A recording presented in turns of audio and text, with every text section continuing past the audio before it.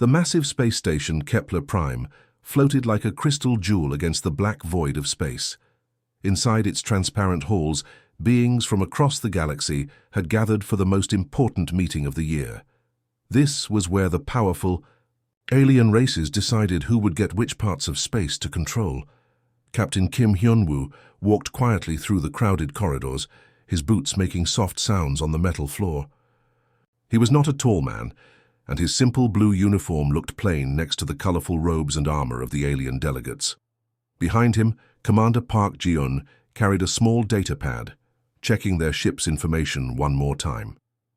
They entered the main meeting hall, and Kim felt hundreds of alien eyes turn toward them. Some of these beings had forearms, others had scales that changed color, and a few floated in the air without touching the ground. All of them were much bigger and more impressive than the two humans. "Look what the humans brought," said a voice. That sounded like clicking insects. The speaker was Ambassador Vextar, a creature that looked like a giant praying mantis wearing a golden crown. His words were translated by the machine in Kim's ear, but he could hear the laughter in the alien's voice. Through the huge windows, everyone could see the different spaceships floating outside the station. The Vorthak Empire had brought ships that looked like living whales, each one over a mile long and covered in glowing spots. The Stellar Dominion's ships were black triangles that seemed to cut through space itself, bristling with weapons that could destroy planets. And then there was the human ship. The Resilience looked like a toy next to the alien monsters. It was only as long as 2 city blocks, and its grey metal hull was covered with patches and repairs. Some parts were shinier than others, showing where the crew had fixed damage from their long journey to reach this place. "Is that supposed to be a warship?" asked another alien, this one with 6 eyes and skin like purple leather. High Admiral Korvash of the Vorthak Empire was so big that he needed a floating chair to move around. When he laughed, it sounded like thunder rolling across mountains. "Maybe we should clap for them," Korvash continued, his voice booming through the hall. "The little humans learned how to fly between the stars. How cute." More laughter filled the room. Some aliens hissed like angry cats, others made sounds like singing birds, and a few produced noises that hurt Kim's ears even through the translator. The captain's face stayed calm, but Park noticed his hands tighten into fists behind his back. "Silence," commanded a voice that seemed to come from everywhere at once. The station's computer brain, called Arbiter Nexhan, spoke in a tone that made everyone stop talking. "We will now give out the territory assignments." One by one, the great alien empires received their prizes. The Vorthak Empire got the Cygnus Arm, a region of space rich with valuable metals and rare crystals. The Stellar Dominion was given control of the Andromeda Gateway, the most important trade route in the galaxy. Other races received systems full of habitable planets and energy sources. The Human Federation, the Arbiter announced, will receive sector designation Void Reach. The laughter stopped. Even the aliens who had been mocking humans now looked uncomfortable. Some shifted nervously in their seats, while others whispered to each other in worried voices. Park leaned close to her captain's ear. "The Void Reach? Sir, that's basically sending us to die." Kim's expression did not change, but a muscle in his jaw twitched. Everyone in the galaxy knew about the Void Reach. It was a cursed region of space where terrible energy storms could tear ships apart. In seconds, strange things happened there that drove crews insane. Most ships that went in never came back out. "Perhaps this will teach the humans to know their place," Admiral Korvash said with satisfaction. His 6 eyes glowed with cruel pleasure as he watched the human delegation. The other aliens began laughing again, but this time it sounded different. Before, they had been laughing at humans for being weak. Now they were laughing because they thought the humans would soon be dead. Kim stepped forward and spoke clearly so everyone could hear him. "We accept the assignment." His voice was calm and steady, showing no fear. Some of the aliens stopped laughing, surprised by his reaction. They had expected the humans to beg for a different territory or to protest the unfair treatment. As the meeting ended and the different species began to leave, the aliens continued to mock the humans in quiet voices. They made jokes about how long the human ship would last in the Void Reach. Some even started betting on whether any humans would survive their first week in the deadly sector, but none of them noticed the small smile on Commander Park's face. And none of them saw the way Captain Kim's eyes had lit up when he heard about their assignment, as if he had just been given exactly what he wanted. The tiny human ship that everyone had laughed at was about to venture into the most dangerous region of space, carrying secrets that would change everything. 3 months had passed since the meeting at Kepler Prime. The Resilience now floated at the edge of the void reach, facing a wall of swirling energy that stretched as far as the eye could see. The storms twisted and danced in colors that had no names, creating patterns that hurt to look at directly. Captain Kim Hyunwoo stood on the bridge of his ship, watching the chaos ahead. His crew of 40 humans worked quietly at their stations, checking and double-checking their equipment. They all knew that many ships had entered this region and never returned. "The energy readings are crazy high," said Lieutenant Lee Min-ho from his science station. He was young, barely out of the academy, but his hands were steady as he worked the controls. "I have never seen anything like this in any of our books." "The navigation computer is completely confused," added Ensign Choi Da-yoon from her pilot's seat. Her voice was tight with worry. "The GPS satellites cannot work here, and I cannot see the stars through all this interference." From deep in the ship, Chief Engineer Kang Bo-ram's voice came through the speaker. "Captain, our main computers are having trouble processing the sensor data.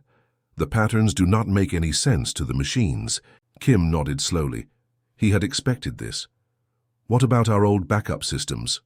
"Sir?" Lieutenant Lee looked puzzled. The mechanical systems, the compass, the accelerometer, all the simple tools.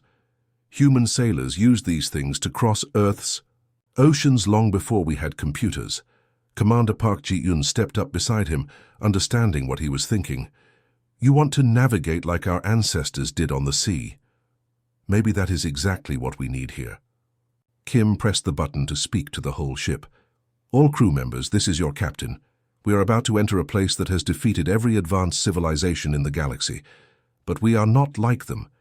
We are human. We learn, we change, and we survive."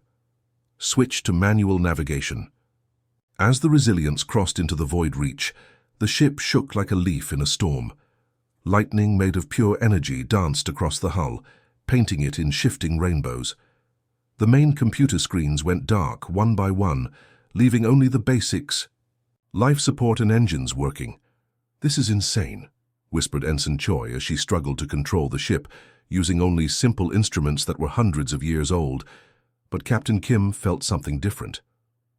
In the chaos around them, he could sense a pattern that his machines could not detect, but his human mind could understand. "There," he said suddenly, pointing to what looked like empty space. "Fly through that gap. Sir, the sensors show solid walls of energy there. Trust me." The ship slipped through what should have been an impossible barrier, emerging into a pocket of calm space. Around them, the energy storms continued to rage, but here they moved in controlled patterns, almost like they were following rules. "These are not natural storms," whispered Lieutenant Lee, staring at his instruments. "They are artificial. Someone built these as defenses." "Captain," Commander Park's voice was filled with excitement, "look at the main screen." Out of the cosmic static, like a ghost ship appearing from fog, came a structure. It was impossible to describe easily. Part space station, part city, part machine. Its shape seemed to flow and change when they looked at it, all curves and angles that should not exist. "How long has this been here?" asked Chief Engineer Kang through the speaker.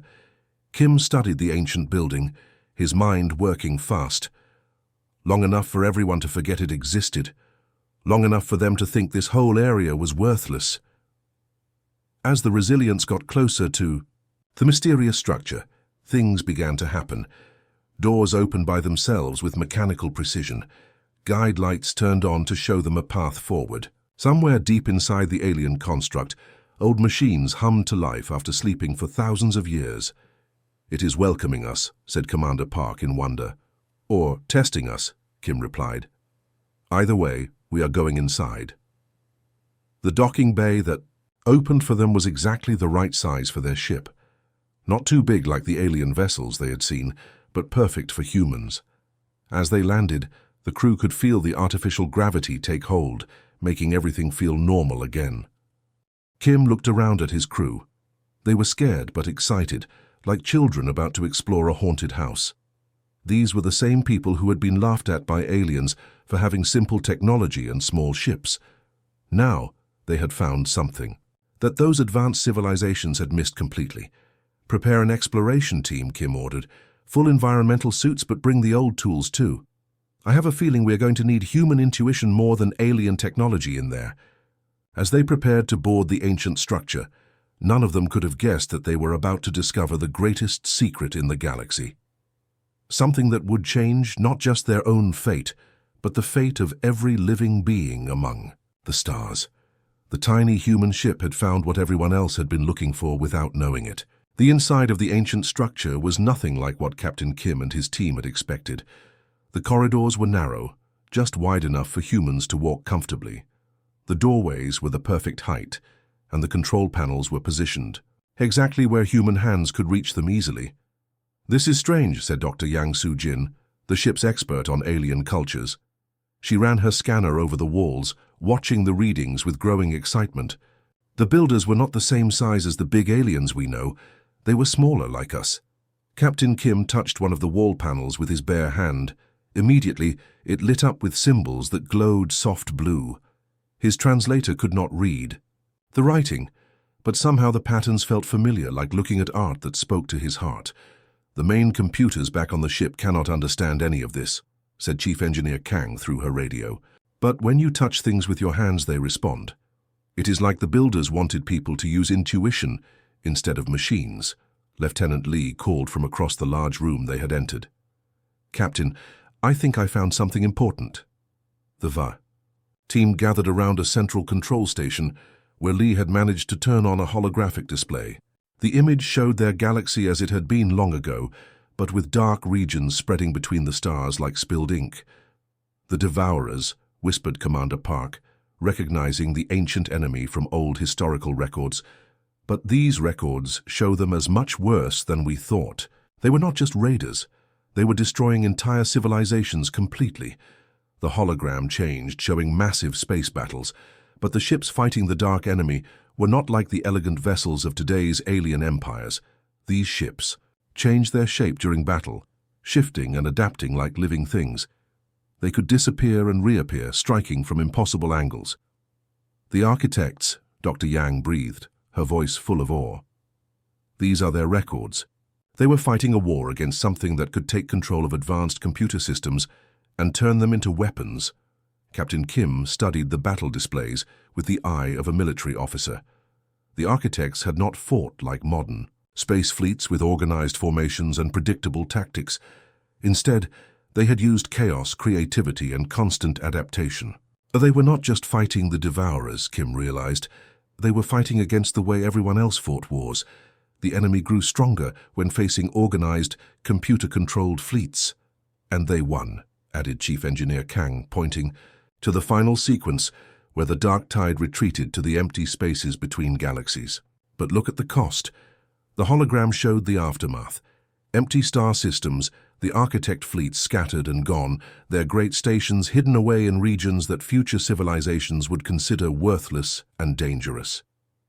Suddenly, red lights began flashing throughout the ancient structure. An automated voice spoke in the architect language, which Dr. Yang's equipment finally managed to translate. "Warning, Devourer energy signature detected in outer galaxy. Ancient defense. Protocols activated, seeking compatible inheritor species." Commander Park grabbed her captain's arm. "Sir, we are receiving an emergency message from Earth Command." Kim activated his communicator. The worried voice of Admiral Foster, head of human space operations, came through the static. "All human ships return to Earth immediately. The Galactic Council has declared a galaxy-wide emergency. Something is attacking the outer colonies. Entire fleets are going silent. The enemy seems to be using some kind of technology that turns our own ships against us." Kim looked around at the ancient architect technology surrounding them. He saw the tactical displays still showing how to defeat an enemy that corrupted advanced systems. He thought about his crew of humans who had navigated by gut feeling where sophisticated aliens had failed. The pieces of the puzzle fell into place in his mind. The Devourers had returned, just as the architects had feared they might. The great alien civilizations with their massive ships and advanced computers were exactly the kind of targets the ancient enemy could control and corrupt. But humans were different. They relied on intuition over pure logic. Their ships were smaller and simpler. Their crews made decisions based on experience and instinct, rather than following computer calculations. "Admiral," Kim said calmly into his communicator, "with respect, we are exactly where we need to be." Around him, his crew began to understand what was happening. The Void Reach had not been a punishment or a death sentence. It had been exactly what they needed to find. The ancient architects had hidden their greatest weapons and knowledge here, waiting for a species that could use them effectively. "Captain," Dr. Yang said urgently, "the structure is responding to our presence. Systems that have been dormant for thousands of years are coming online. It is like it has been waiting for us." Kim felt the weight of destiny settling on his shoulders. Somewhere in the galaxy, an ancient enemy was awakening. The great alien empires that had laughed at humanity's small ships and simple technology were about to discover why those qualities might be exactly what the galaxy needed to survive. The tiny human crew had found the key to salvation in the place everyone else had avoided. The resilience emerged from the Void Reach completely changed.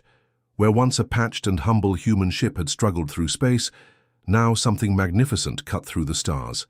The ship's hull moved like water, changing shape and color, as needed. Ancient architect technology had joined with human engineering in ways that seemed impossible. Captain Kim Hyun-woo stood on a bridge that had grown larger to fit new control systems. His crew worked with panels that responded to their thoughts as much as their touch. The ship itself had become like a living extension of their minds and bodies. "We are approaching the battle zone," reported Commander Park Ji-un, her hands, moving over controls that glowed and shifted under her fingers. "Captain, what we are seeing is worse than anything in the emergency reports." The main screen showed a scene of complete disaster. The mighty Vorthak bioships floated dead in space, their living hulls twisted into horrible shapes.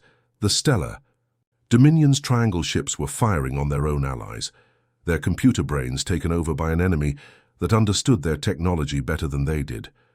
Beyond the broken defense line, space itself seemed to crawl with evil purpose. "The Devourers," whispered Dr. Yang Soo-jin from her new station. "They are not just back. They have grown stronger. They are using our own technology against us." Lieutenant Lee Min-ho's voice shook with barely controlled fear. "Captain, I count over 300 enemy ships, but they used to belong to the Council races. The Devourers are using stolen vessels as weapons." Kim watched as a beautiful crystalline hegemony living ship turned its guns on a group of evacuation transports trying to escape with civilian families. The sight made cold anger rise in his chest. "All ships, this is Admiral Korvash of the Vorthak Empire," came a desperate radio message. "We cannot hold the line. All ships retreat to the core worlds. Repeat, fall back to..." The transmission cut off as darkness swallowed the Admiral's flagship whole. "Captain, Chief Engineer Kang Bo-ram," called from her station. "The architect systems in our ship are responding to the Devourer presence.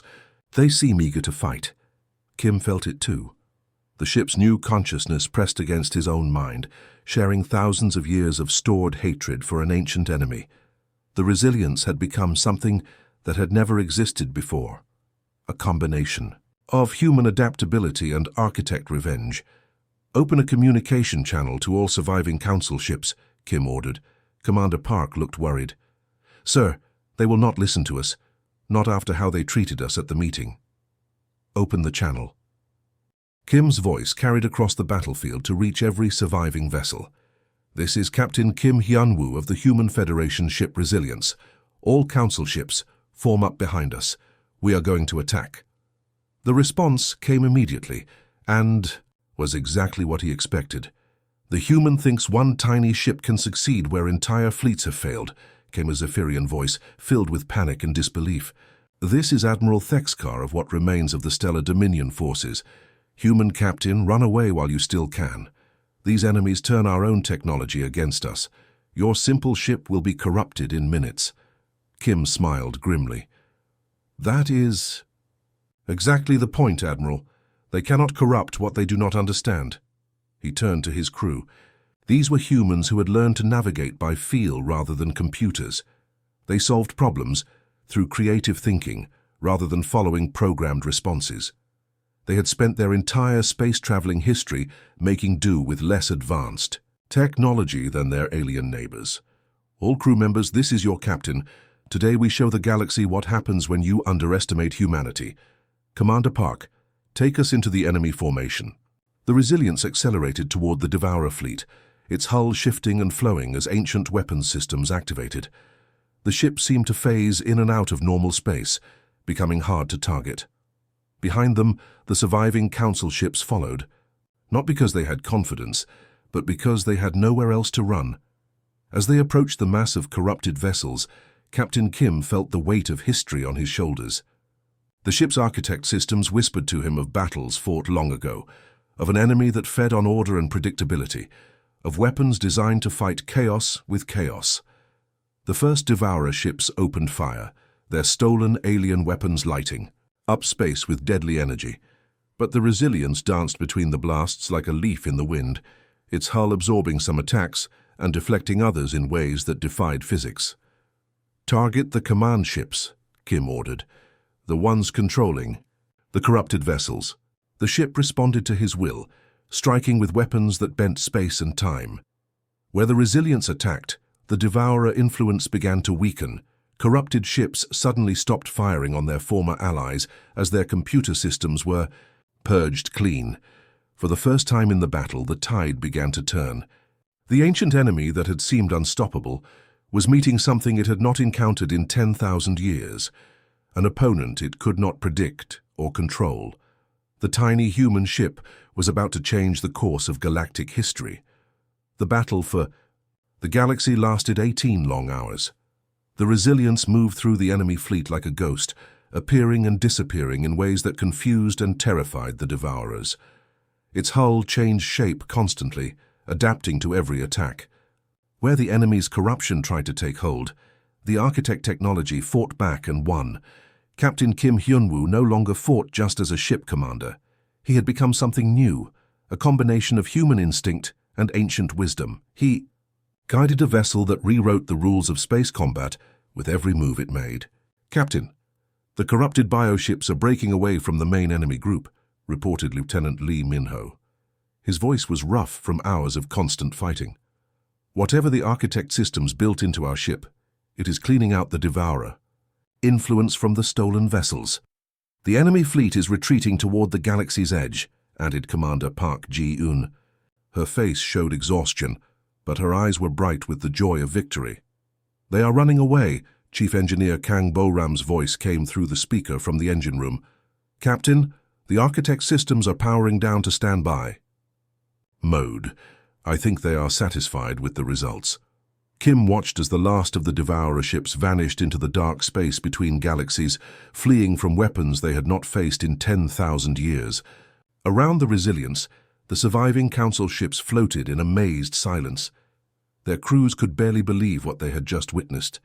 The communication channels came alive with alien voices. But now these voices were not mocking or dismissive. They were filled with wonder and desperate gratitude. Human vessel, this is what remains of the Stellar Dominion fleet. We owe you our lives and the lives of billions of civilians. Captain Kim, this is Admiral Vextari of the Insectoid Collective. Our home planets would have been destroyed without your brave actions. Kim pressed the ship's communication button, sending his voice across space to reach every surviving vessel. This is Captain Kim Hyun-woo. We did not fight to earn your thanks. We fought because it was the right thing to do.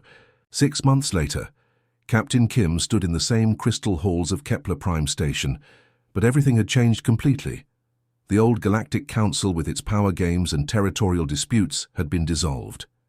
In its place stood the United Species Alliance, a cooperative federation where all races worked together as equals. The Resilience was docked beside ships from dozens of different worlds, all carrying the same new symbol. It was a simple design that represented cooperation instead of conquest. Human engineering methods were being shared freely with alien races, while knowledge from across the galaxy flowed back to Earth in an amazing exchange of ideas. The Void. Reach has become our greatest research center, Dr. Yang Sujin reported to the gathered delegates from all the different species. We learn more about the architects every day. Their technology is helping us build defenses against future threats that might come from the dark spaces beyond our galaxy. Ambassador Thexkar of the former Stellar Dominion stepped forward. His crystal body caught the station's light as he spoke. Captain Kim, the Alliance exists because of humanity's courage. Surely you will accept a leadership position in our new government? Kim shook his head with a gentle smile. That is not who we are, Ambassador. We are explorers, not rulers. The galaxy is huge, and there are still many mysteries waiting to be discovered. Commander Park stepped up beside her captain.